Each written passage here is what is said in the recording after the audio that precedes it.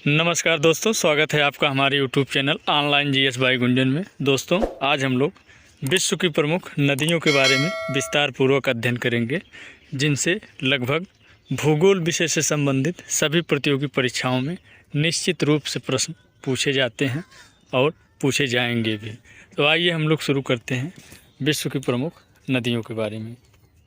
विश्व की प्रमुख नदियाँ यहाँ दी गई हैं, जिसमें सबसे पहले हम लोग जर्मनी में पाई जाने वाली महत्वपूर्ण नदियों के बारे में अध्ययन करेंगे। जर्मनी में 3 प्रमुख नदियां उत्तर की ओर प्रवाहित होती हैं, तीनों ही उत्तरी सागर में गिरती हैं, जिसमें सबसे पहले नाम आता है राइन नदी का। राइन नदी जर्मनी के ब्लैक फॉरेस्ट पर्वत से निकलती है। ब्लैक फॉरेस्ट पर्वत एवं वासजेस पर्वत के बीच से बहती है, फिर नीदरलैंड में प्रवेश करके उत्तरी सागर में गिर जाती है। जहाँ पर ये नदी नीदरलैंड में उत्तरी सागर में प्रवेश करती, वहीं पर रॉटरडम बंदरगाह, जो कि पूरे यूरोप का सबसे बड़ा एवं व्यस्त बंदरगाह है।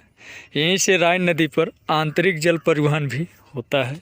राइन नदी को कोयला नदी भी कहते हैं। राइन नदी की सहायक रूर नदी को बेसिन में कोयले का सबसे बड़ा भंडार है। रूर बेसिन या रूर प्रदेश को जर्मनी का काला प्रदेश और यूरोप का औद्योगिक हृदय नामों से भी जाना जाता है। यह कई बार परीक्षाओं में पूछा जा चुका है कि जर्मनी के रूर प्रदेश में क्या पाया जाता है, तो जर्मनी के रूर प्रदेश में कोयला पाया जाता है। इसके बाद दूसरी महत्वपूर्ण नदी है एल्ब नदी। एल्ब नदी की सबसे बड़ी विशेषता यह है कि हैम्बर्ग शहर इसी नदी के तट पर स्थित है। इसके बाद तीसरी महत्वपूर्ण नदी है ओडर नदी। इसके बाद जर्मनी की एक नदी काला सागर में गिरती है। इसके बाद चौथी नदी का नाम है डेन्यूब नदी। ये भी ब्लैक फॉरेस्ट से ही निकलती है तथा यूरोप की 5 राजधानियों से प्रवाहित होते हुए काला सागर में गिरती है। इसके बाद दूसरा महत्वपूर्ण देश है फ्रांस। फ्रांस की सबसे महत्वपूर्ण नदी है सीन नदी। फ्रांस की राजधानी पेरिस इसी नदी के किनारे है। ये नदी इंग्लिश चैनल में गिरती है। इसके बाद तीसरा महत्वपूर्ण देश है इटली। इटली की महत्वपूर्ण नदी है पो नदी। पो नदी एल्प्स पर्वत से निकलती है तथा इटली के पूर्व में एड्रियाटिक सागर में गिरती है। पो नदी की घाटी मैदानी क्षेत्र है तथा इसे लोम्बार्डी का मैदान भी कहा जाता है। लोम्बार्डी का मैदान पूरे यूरोप में सबसे अधिक चावल उत्पादन वाला क्षेत्र है। यह कई बार परीक्षाओं में पूछा जा चुका है कि लोम्बार्डी का मैदान कहाँ स्थित है, तो यह इटली में है। इसके बाद इटली की दूसरी महत्वपूर्ण नदी टाइबर नदी है। यह इटली की राजधानी रोम टाइबर नदी के किनारे बसा है। इसके बाद चौथा महत्वपूर्ण देश है रूस। रूस की प्रमुख नदियां इस प्रकार हैं। रूस के यूरोप वाले भाग में 3 प्रमुख नदियां निकलती हैं, जिसमें सबसे महत्वपूर्ण नदी एवं रूस की सबसे बड़ी नदी वोल्गा नदी का नाम आता है।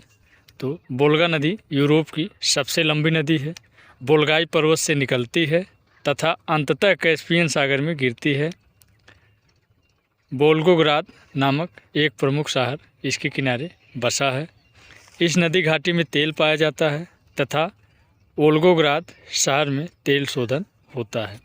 इसके बाद रूस की महत्वपूर्ण नदी यूराल नदी है। ये नदी यूराल पर्वत से निकलती है तथा कैस्पियन सागर में गिरती है।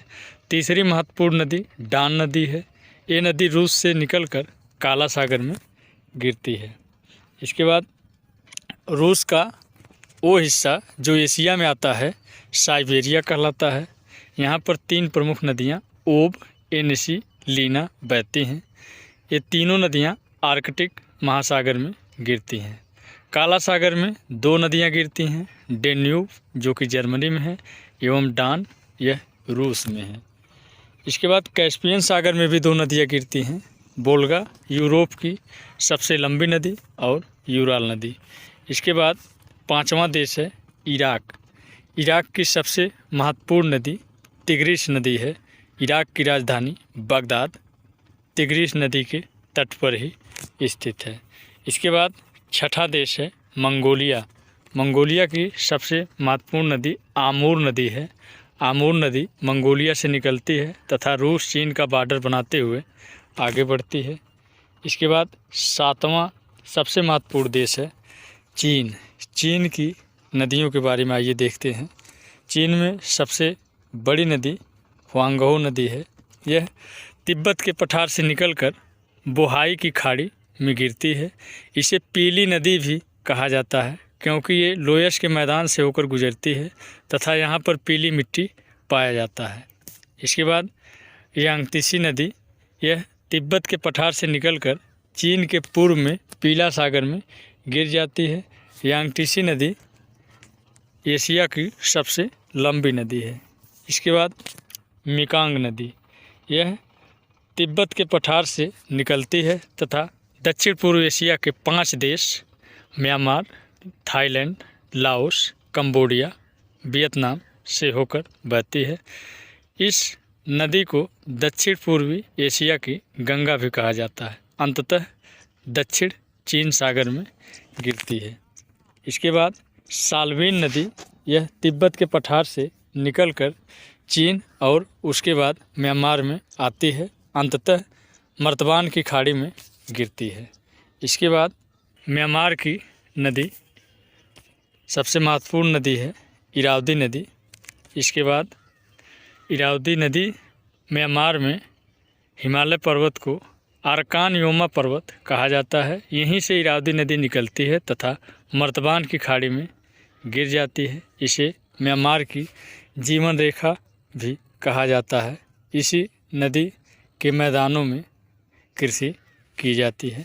इसके बाद श्रीलंका की सबसे महत्वपूर्ण नदी महावेली गंगा। यह कई बार परीक्षाओं में पूछा जा चुका है कि महावेली गंगा किस देश की प्रमुख नदी है, तो याद रखिएगा महावेली गंगा श्रीलंका में बहती है। श्रीलंका की सबसे महत्वपूर्ण नदी है। तो दोस्तों, ये रहे विश्व के कुछ प्रमुख देशों की महत्वपूर्ण नदियाँ, जिसको हमने आप लोगों को काफ़ी विस्तार पूर्वक बताया, जिनसे लगभग सभी प्रतियोगी परीक्षाओं में प्रश्न पूछे जाते हैं और पूछे जाएंगे भी। तो मित्रों, आज का वीडियो कैसा लगा कमेंट करके ज़रूर बताइएगा। अगर वीडियो अच्छा लगे तो हमारे यूट्यूब चैनल को लाइक, शेयर, सब्सक्राइब ज़रूर करें। जय हिंद, वंदे मातरम।